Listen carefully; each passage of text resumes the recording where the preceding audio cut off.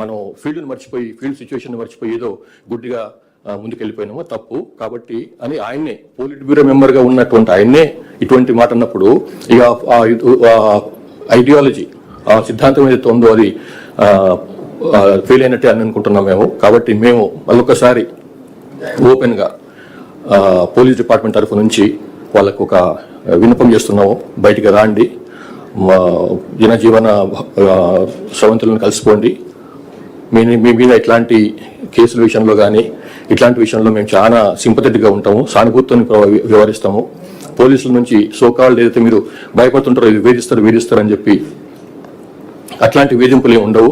మీరు ఏమాత్రం సంశయం లేకుండా నిర్భయంగా వచ్చి బయటకు వచ్చి లొంగిపోండి, బయటకు వచ్చి ప్రభుత్వం ముందర మీ ఆత్మసమర్పణ చేయండి, మీ ఎంబడి ఉంటాం మేము.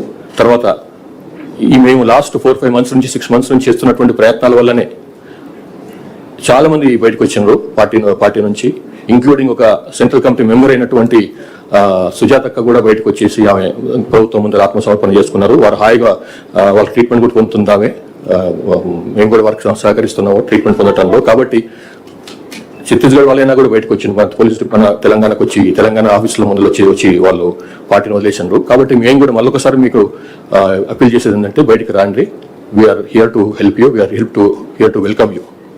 Thank you. చేసిన స్టేట్మెంట్ ను వాళ్ళ పార్టీ అతను దాన్ని ఖండిస్తూ అది వ్యక్తిగతం అని చెప్పారు కదా సార్.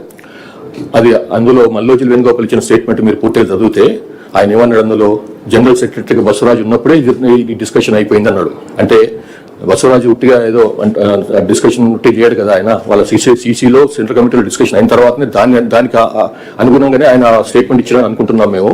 కానీ ఆ టైంలోనే జరిగినటువంటి ఎన్కౌంటర్లో ఆయన మరణించినాడు బసవరాజు. కానీ నిర్ణయం మాత్రం అది పొలిట్ బ్యూరో తీసుకున్న సీసీ తీసుకున్నటువంటి నిర్ణయమే మేము భావిస్తున్నాము. కాబట్టి తర్వాత దానికి మళ్ళీ ఈయన ఎవరైతే జగన్ ఇచ్చినటువంటి స్టేట్మెంట్ వేణుగోపాల్ ఇచ్చిన స్టేట్మెంట్ ఖండిస్తూ జగన్ స్టేట్మెంట్ ఇచ్చిండో ఆ స్టేట్మెంట్ కూడా ఖండించుకుంటూ మళ్ళీ వేణుగోపాల్ కొత్త స్టేట్మెంట్ కూడా రిలీజ్ చేసిండు, మీరు చూసి ఉండాలి అది. కాబట్టి మేము మరోసారి వాళ్ళకి విన్నపం చేస్తున్నాం, మీరు ఈ రకంగా మీరు కలహించుకొని మీరు మీ మధ్యలో ఇట్లాంటి స్పర్ధలు ఉన్నప్పుడు లాభం లేదు. మీ ప్రభుత్వం స్టేట్ యొక్క రాజ్యం యొక్క శక్తి చాలా అపారమైంది, బయటకు రండి, దయచేసి అభివృద్ధిలో భాగం కండి. సార్, మావోయిస్టులతో చర్చలకు సంబంధించిన రకరకాల అభిప్రాయాలు వ్యక్తం అవుతుంది, దానిపైన మీ స్టాండ్ సార్. గతంలో మీరు ఇంటెలిజెన్స్ చీఫ్ ఉన్నప్పుడు డినై చేసినట్టున్నారు, ఇప్పుడు ఏమంటారు సార్? ఇప్పుడు మేము చర్చలు చేసిన లాభం లేదు, ఇది మన సమస్య కాదు, ఇది తెలంగాణలో అసలు సమస్య లేదు. ఓన్లీ కొంచెం బార్డర్ ఏరియాలో కొంచెం అప్పుడప్పుడు వచ్చిపోతున్నట్లు కాలు పెట్టి మన లోపలికి వెళ్ళిపోతున్నారు. కాబట్టి అది పెద్ద మన సమస్య కాదు. కాబట్టి సమస్య లేనప్పుడు మనం చర్చలు పెట్టి లాభం ఏంటిది? కాబట్టి సమస్యలు లేనప్పుడు వాళ్ళతో మాట్లాడాల్సింది బయటకు రమ్మని కదా కాలుస్తుంది, అది కూడా చర్చలు దగ్గర చేసి కదా వాళ్ళతో మాట్లాడే వాళ్ళకి సంబంధించినటువంటి వాళ్ళతో మాట్లాడే మిమ్మల్ని బయటకు రమ్మని చెప్పి పిలుస్తున్నాం మేము. సో అది సంగతి.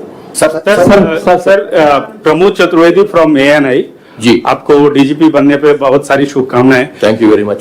हम ये जानना चाहेंगे कि क्या क्या चैलेंजेस होंगे खास तौर से जब स्टेट लोकल बॉडी इलेक्शन